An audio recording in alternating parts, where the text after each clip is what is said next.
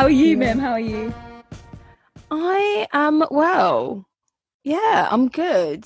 Just been moving, finally moved. I feel like I've Woo! been talking about this for absolutely months. I'm just in a whole new part of the British Isles. Reunited with your full And wardrobe. so yeah, it's nice. I know I am. I'm reunited with all the things I own. It feels good. But now I'm at the stage where I'm having to unpack everything and reorganize it. And I absolutely hate packing. I hate packing for holidays. I hate packing for just anything. Like, it's so boring. Yeah. Yeah. So I'm trying to like reorganize my whole life. And oh, you know how you bought IKEA furniture last week, Yeah. the week before? Yeah, we had to put in an order today just for the sake of like organization. But tell me how your IKEA furniture panned out. Oh, I tell you what, I built it in record time. Yeah, it went well. I'm gonna say it's organized me, but it hasn't yet. It has the promise to, but I hate sorting things out. Like I've got so much to still sort of sort out, like, and I just have so much stuff. We're nearly there. We're nearly there. But yeah, I helped my brother move last week as well. And I tell you, Yeah. moving is not easy. It is not easy. No. It is like, I think it's listed as like one of the most stressful things you can do. Like after having a kid, and they were having to juggle it with a 10-month-old kid. So Yeah. but yeah. I was literally sweating. Like I said to my mum in the car, I was like, I think I can smell myself because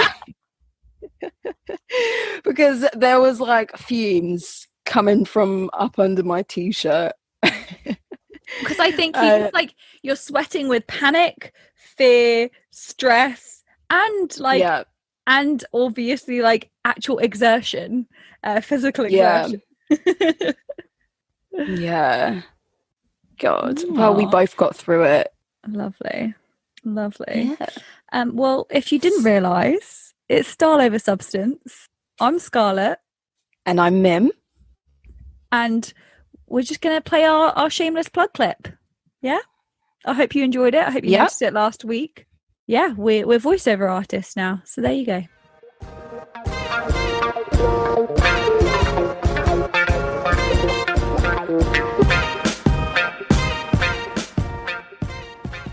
We interrupt this broadcast to remind you, go follow us on Instagram, Style Over Substance Pod. Shoot us an email, styleoversubstancepeak@gmail.com.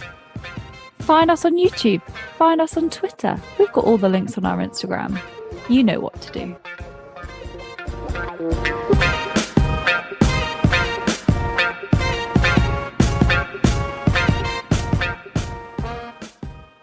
So this week, fashion story. What's your, Scarlett? Story. My fashion story this week is Ding Dong. I feel like that's from a fashion show. It's not related to whatever show that's from. Oh, it's from the makeup artist show that was on telly this lockdown. Isn't it Ding Dong season Dead or something? I can't think of what her name is. She's a very famous makeup artist, and she just would be like, "Ding dong, darling, you did that great." Oh, is it like Tilbury? Sounds like her. No, it's not. But she's very got that like British, like amazing. Darling. Yeah, oh, darling. Yeah. I love Charlotte Tilbury. But yeah, Ding Dong. What time is it? It's fashion season time, and it looks like again pushing the fashion industry to like just explore new realms. So from what I can see and gather, this sort of social media invites are going out, and I think a lot of things are happening virtually. So I'm really excited to see. I guess the couture fashion show, maybe there wasn't enough time to like, and people were still hoping. Hopefully people have been like working on this for months, and we're going to see some really special showcases. So my fashion story is a hope for, and kind of like what's excited for what's to come. Yeah, it's definitely going to be digital again. I don't know. I think we're going to see a blend. I think we're going to see in-person shows with minimal guests, but for the most part, it's going to be like emitted online. Um, yeah, I just hope, following on from what you said, I just hope that they do come out with something real special, something that's a sign of the times and exciting.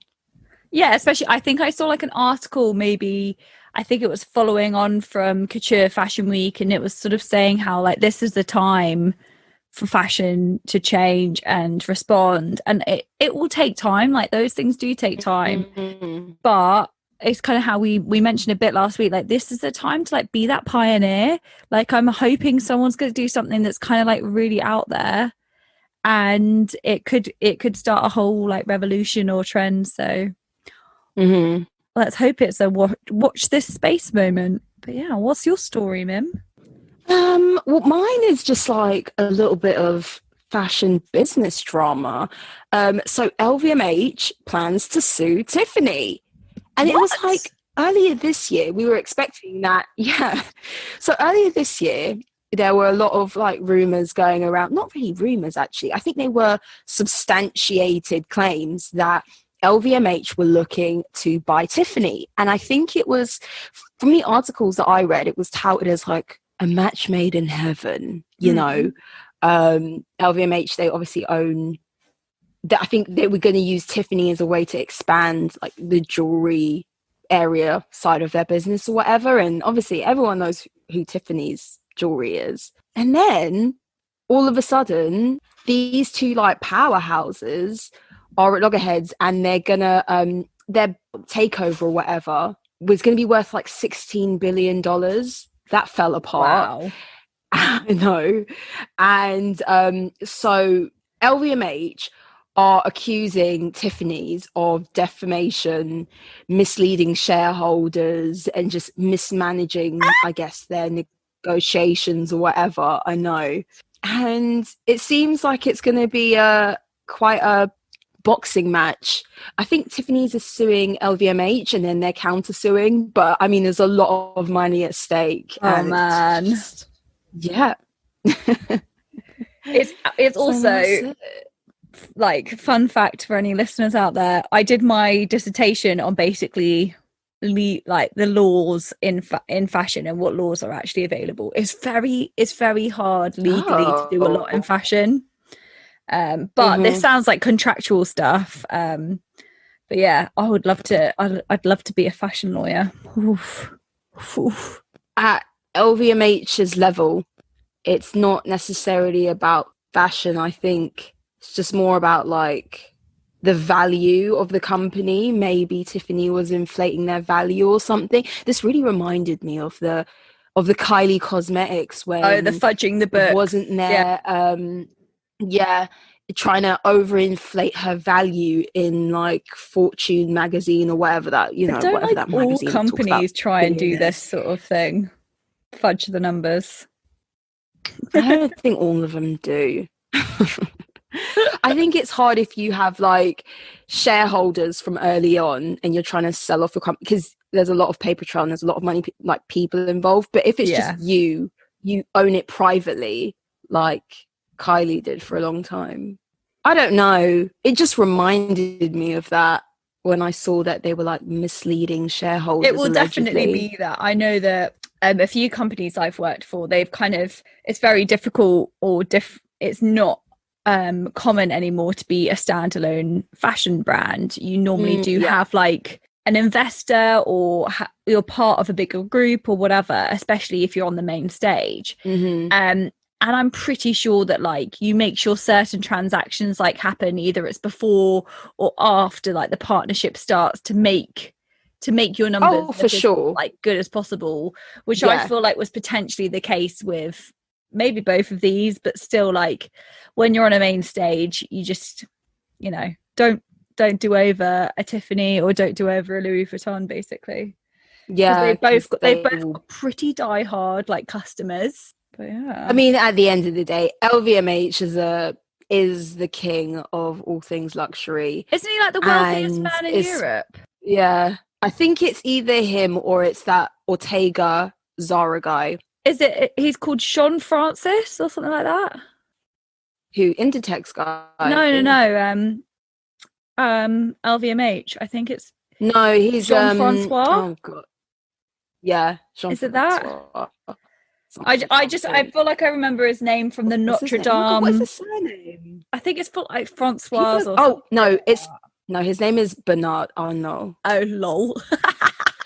Oops. Maybe but I think Jean-Francois is like, maybe it's his son. It is someone. Yeah. But I mean, that's probably the most common French name. Exactly. Ever. Yeah.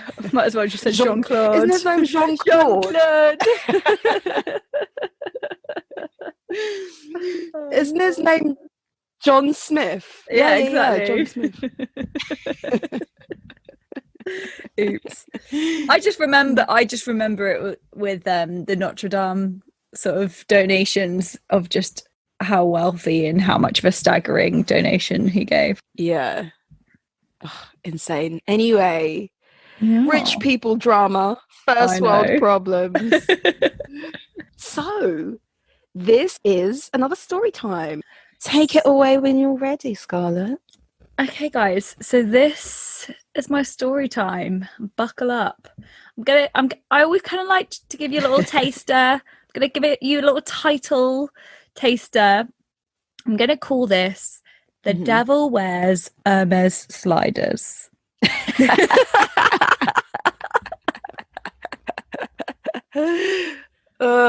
This is my story of having witnessed the closest I've ever come to that, like, Devil Wears Prada, Meryl Streep just doesn't give a shit.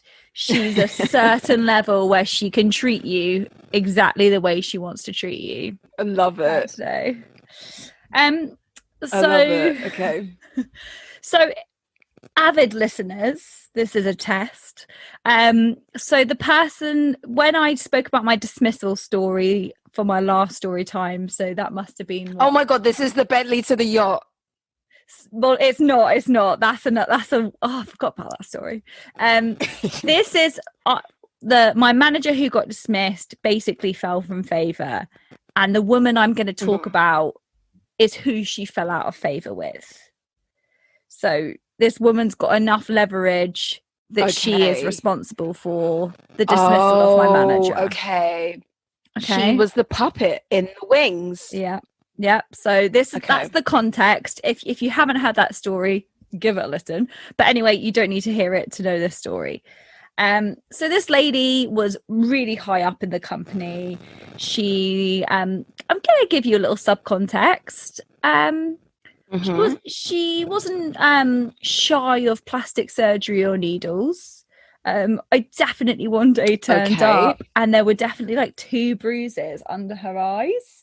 And we had a meeting and I just saw one and I was going to go, oh, are you okay? And she was someone who always looked really presentable and had like makeup on. So like, I'm not being funny. You'd know how to cover up a bruise. You're looking a bit rough. Yeah, a bit more concealer, like if you've got a bruise there. And then suddenly I realised they were on both eyes. And I was like, I think those are Botox bruises. And I was like, wow. She definitely had did it look good? You know what? She had a certain type of look. It's not my look, but so she kind of owned it. It was kind of part of her persona. It's not how I would strive to look in life, for sure. And she had that like a nose job where it's like that a generic nose, you know. Well, you know what? When you said Hermes sliders, I really do feel that gave me a context to work with. And she's got more than the one. Botox, more than one pair. Oh yeah, like in different every colors. color. Yeah. Oh yeah, for sure. Yeah, like I am not surprised by the Botox. Yeah. Continue. And like not even 40, so like probably lots of it isn't even needed, or like anyway. The baby Botox. So I'm going to add as a context in case this is a suable offence. I got along really well with her. Okay.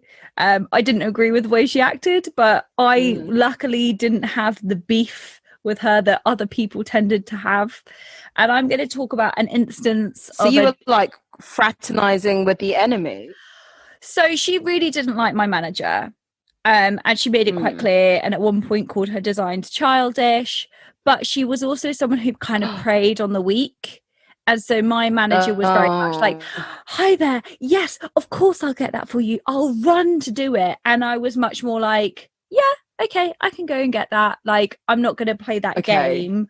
And I think she just kind of then like, and not that I was anybody, like it wasn't that, but I think she just, she kind of almost played off of if somebody was like, do you like it? Whereas I was like, oh, you don't like that one? Let's move on to the next design. And just didn't take it seriously or personally, because I mean, like very matter of factly and not trying to like brown nose her. Exactly. Like, and also, or convince her to like it, because if she doesn't like it, fine. Like maybe I don't now, or like, or it doesn't matter. My job is basically, well, especially your job in a designer in this situation was to make something that was she was like in charge of all the merchandising as well as overseeing lots of stuff. She had lots of different hats.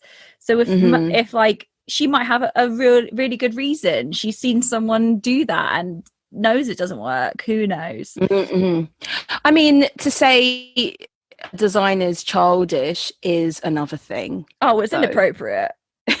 But we haven't even touched the surface with inappropriate. We were in a design meeting, and so my team, I was in the accessories team as always, that's my background, and we were paired with the footwear and with the footwear team. And you may say, yes, isn't that accessories as well? Sometimes not. It's very separate. Some people just do shoes and that's it. And so then all the odd bits came onto like accessories. So we have a meeting where for whatever reason we're grouped together, and I think we start with shoes, and we're like halfway through the season, and bags we've kind of signed off the main shapes. It's maybe just having a few iterations or some more like show appropriate pieces that we're doing. Whereas the shoes, there's still a lot to be signed off, like so that's like the context of, she kind of has locked down one group, whereas in shoes there's still like 7 more groups that needed to be fixed down. So we turn up to this meeting, and I have a feeling that the creative director, for whatever reason, couldn't be there, and so this woman's taking the meeting herself. And so we start with shoes, as we always did. I was always just stood waiting for like an hour until it came my moment. Oh God, that used to happen to me in our like trade meetings. Our team was always like last, and if we didn't have enough time, they just like rush you. Like, or it just wouldn't happen. And like you said, they rush you, so you actually don't get the comments or the feedback you want. And bearing in mind, this was also at the time where I'm a one-man band, and I just like, if I'm standing there for an hour, nothing is happening in my team. Like, so that's really fun. So we're having this meeting, and this woman, let's call her Linda. Legally, obviously, that's not her name. But Linda's really not happy. She's really not happy about the footwear designs. She's like, that's not what I want. That's not what we asked for. That's not what we talked about. That's not in the merchandising plan. Like, what are you thinking? And she's been pretty harsh. And basically, I think we're a week away from launching like prototypes, and in footwear that's really important. It's similar to bags. You need it pretty much the final design, because like it's not like clothes where someone can alter it in house. Like, you need to know what you're launching basically.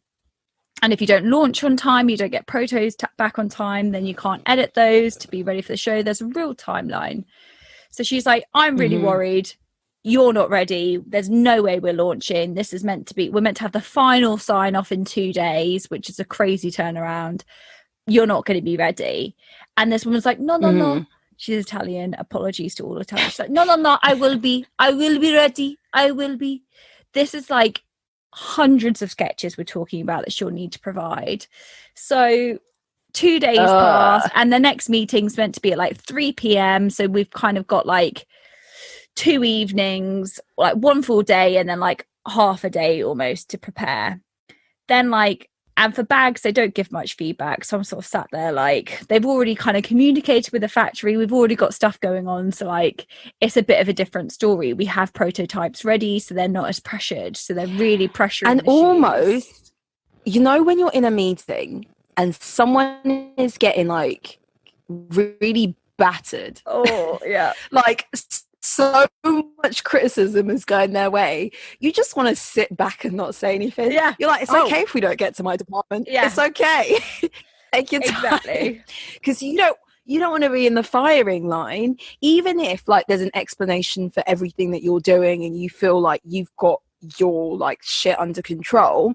You don't know what Linda's going to throw at you just out of like left wing. And you just rather this hour meeting go by and she just doesn't get to your handbags. Exactly. And from experience, when someone's irritated, that can't subside. Like they're at that irritated level for the rest of the meeting. They're impatient. Yeah, they need to cool down. You almost hear them like loud breathing through their nostrils, like their body like, you know, it's all those like or like crossed arms, that kind of like passive like body language. Okay, so then like we're working really hard, and like because I'm also the only person in my department, I never left before like 9-10 o'clock at night. And so this lady is like, you know what, actually, to me after the meeting, she's like, there's not that much to do, it's fine. She's like downplaying it, trying to make her like positive reinforcement that she's all right. And she's also got a daughter, so she can't stay till whatever o'clock every night. So she's kind of telling herself she'll be ready. Like, and she's a quick sketcher. She's a fantastic sketcher. Oh my God. And she's got other people in her team. So like, this is a totally doable project for her. And so then it comes to the final sign-off meeting, and for sure the creative director was in that other one and sort of like had to bow in and out, and then she's not available for this final sign off, which is not ideal because she's the creative director. But so they start with shoes, and I think they just are going to prioritize shoes, but they bump it forward from 3 p.m. to 11 a.m. and I tell you now, that's a big deal. You've allocated all that time to sketch. So they brought the follow-up meeting forward so she'd have less time to present and told her like the day of. So what the fuck? And also like in fashion, like you get boards ready, it's still all on paper, so you have to put all your stupid is it takes like 2 hours to put all your designs on a board and pin them on the board. Oh my God, like that takes half of the time.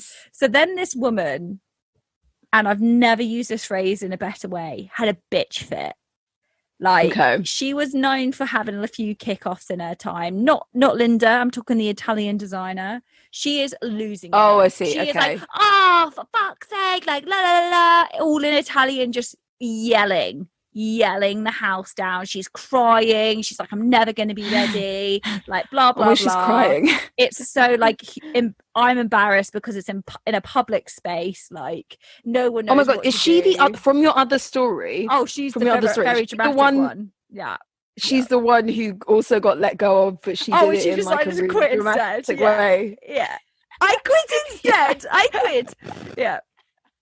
Again, no offense implied with my terrible impersonation. Terrible. Yeah. I mean, the offense has been made, Scarlett. It's a terrible accent. I know, it's like Borat. Anyway, so this meeting has to go ahead. She's gone for her cigarette break. Her friend has calmed her down, and you know she's going to get to grips with it. And she just starts sketching like I've never seen. And this meeting comes around, and Linda's a timekeeper. She's punctual. She's a busy woman, and you've got to be there on time. She's got places to be. She's just a big shot, yeah. She's got some more Hermes slides to buy. So this meeting happens, and we've got like an open plan studio, and it's happening like round the corner from where we sit, and sound travels, especially if you take your headphones out and you listen for it. So I'm sort of like keeping an ear out for how this meeting is going. And I think they sort of look at one or two sketches and Linda just kicks off. She's like, let's call the Italian designer. I don't even know. Denise. Frederica. Frederica, there we go. Why To is Frederica. she called Denise? It's the first name that came to mind. Denise come to your... But an Italian name. I know. I don't know Italian names without listing like potential problematic names. So Linda turns to Frederica and she's just like, I'm really disappointed. What is this?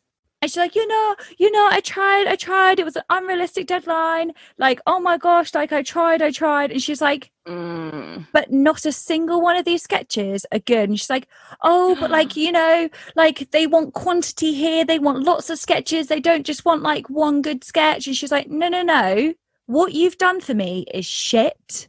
What you've done is not okay. She was like, there's not one design here that is acceptable. I would rather you have done me 5 designs than 100 bad sketches. And oh my God, the entire room is like giving each other the look of like, did you hear that? And we're all taking our headphones out to like listening or like, and her assistant sat next to me like quaking, thinking I need to cancel my evening plans. Like it's going to be a long night. And and in that situation, no one deserves to be spoken to like that. That's a given. But what I would say is you don't fight back because you're never going to win the argument with a Linda. But Frederica's Italian. Well, I think there's a way to fight back. There's a way to fight back. I think there's a way to be like, you don't have to like the designs, and your opinion on this is valid because you have to okay everything.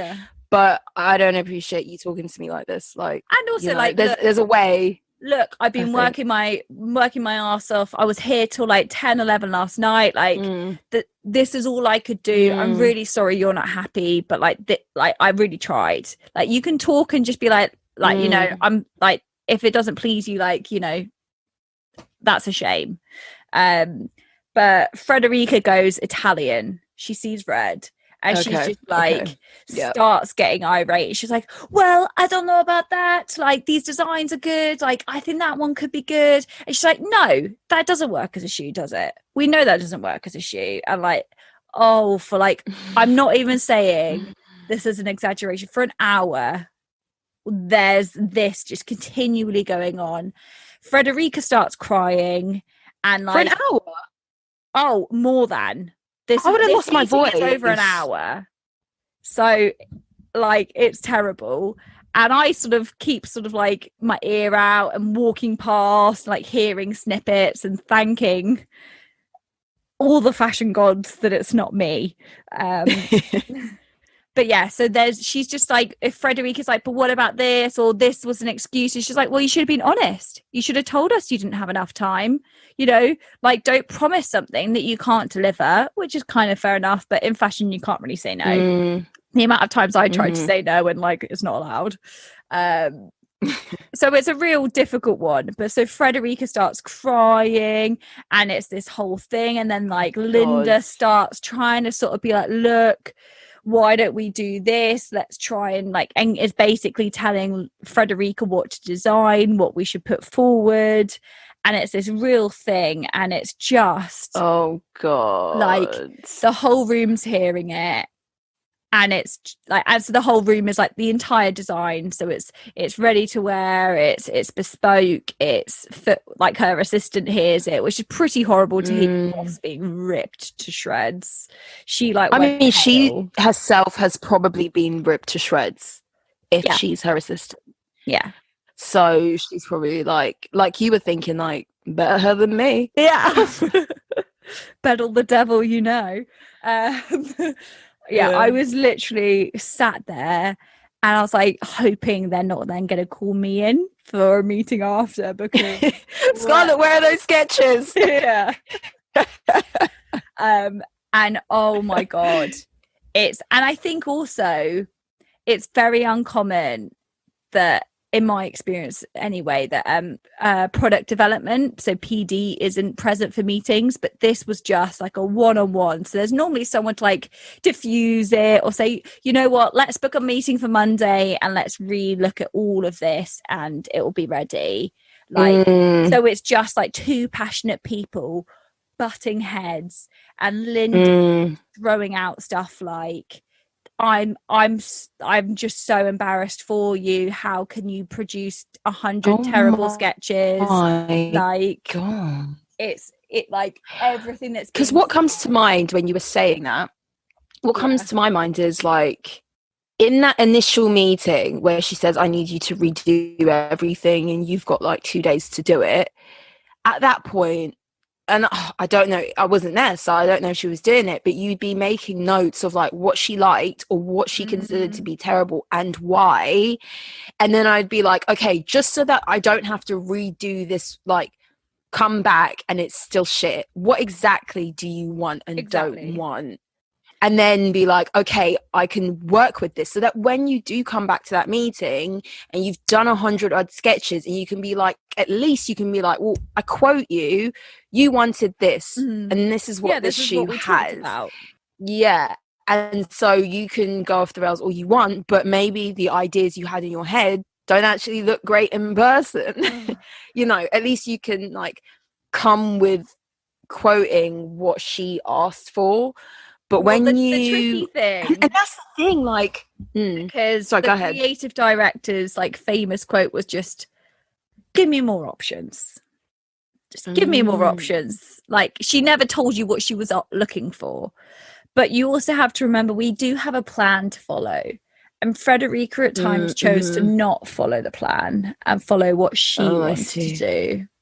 Oh, it's not her business. And like, ultimately, yes, it's more fun to be like that as a designer, but like you said, it's not her business, and you're paid to design to a brief.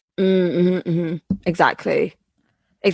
And also you have to remember that, okay, Linda's clearly a bitch, but Linda, she's where she is because she has to answer to those above her. So like, she's got a much harder time if she signs off these shoes and they flop. There's a lot resting on Linda's head. Exactly. It doesn't excuse the language. But yeah, it's like when we look at stuff on the runway, Fashion Week, whatever, and we're like, oh my God, look how amazing Valentino looks this season. Pier Paolo, what a genius. He didn't sketch all that. He didn't create all that. And that it always really bothers me is that, like, you know, on like Instagram, it will pretend like you'll see a beautiful sketch from like Dior or like Chloe. Oh yes. And like they're almost implying like the creative director's done that. And you're like, babe, like an intern probably drew that. Like, we know it wasn't you. Yeah. Some classical music in the background, and they're like, I picked this petal from my rose garden, and this particular shade of rose is the one that inspired me to produce this entire 50-piece collection. You're like, stop. But yeah, saying that, it's like Linda's bosses or her higher uppers are the one who's going to get the criticism or the kind of, what is the word, like exaltation? I don't know. You know, when someone's like exalted for like doing amazing work. So she's got to make them look good. And if Frederica is slipping, you know, I would tell her designs look childish too. The problem is as well, is whether we like it or not, that's what Helen's job is, essentially. Obviously, there are nicer ways of going about it, but this unfortunate thing is designs are always it's always personal if someone doesn't like what you do, because it's your own idea, you know. Of course. And more, what's sometimes frustrating is sometimes people like Linda will be like, oh, let's do like, you know, what Chanel have done, and you're like, no, like, I'm a designer. And I guess that's sometimes like a barrier or a thing, but yeah. So after this event, and to be honest, long before, because Frederica was quite emotional and nervous She got in fired. meetings. She got like nervous tics in meetings and stuff like that.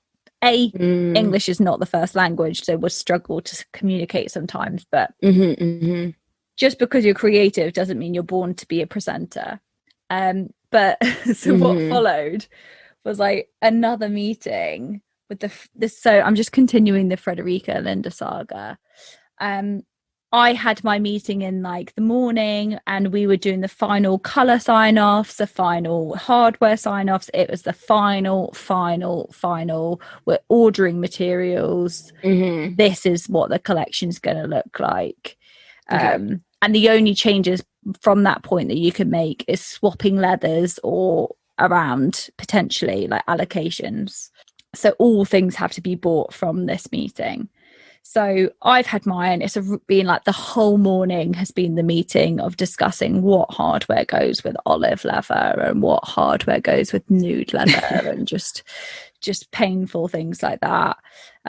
You get asked what your opinion is, and to be honest, it doesn't matter half the time. Yeah.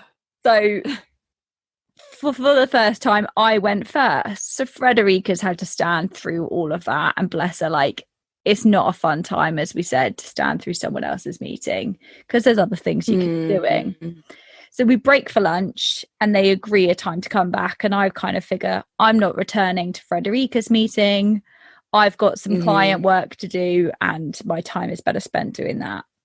So they agree the time that they're meant to be meeting, and Frederica is running late. So as Frederica arrives, she's on a cigarette break, which is never a good reason to be late. Yeah, it's not like she's working and she's late. She's just like puffing and unfortunately, like, that's not included in the valid reasons. So she turns up sort of running to the meeting. And can I add, if you work in fashion, please don't run. I think it succumbs to the pressure of like instant life. Don't run. Walk with purpose if you must, but don't run. They're not that important. You might think they are. They're not. So she's like sprinting to this meeting. She kind of gets there and Linda just goes, "Oh my God. How old are you?" And Frederica's like, sorry, we're a little bit late. She's like, no. How old are you? And so Frederica's like, sorry, what? She's like, because like, do you know how to tell the time? I think it's really embarrassing that you don't know how to keep time, and that just scolds them for being late for this meeting and like making a real example of them. And so one of my best friends was messaging me all the details from the meeting, like, oh my God, this has just happened. Oh my God. And like, he used to be crossed over because he worked on Surface, so he would be like jointly working for both of us and letting me know, Christ, oh my God, she's just called her childish. Do you own a watch? Do you know how to read the time? Shall I teach you how to read the time? I think that's really embarrassing that you don't know how to read the time. Just terrible. But like, that was Linda. Linda was, oh my God, someone who would try to humiliate you if you let her. And I'm just the most fortunate person in the world that she never tried to humiliate me.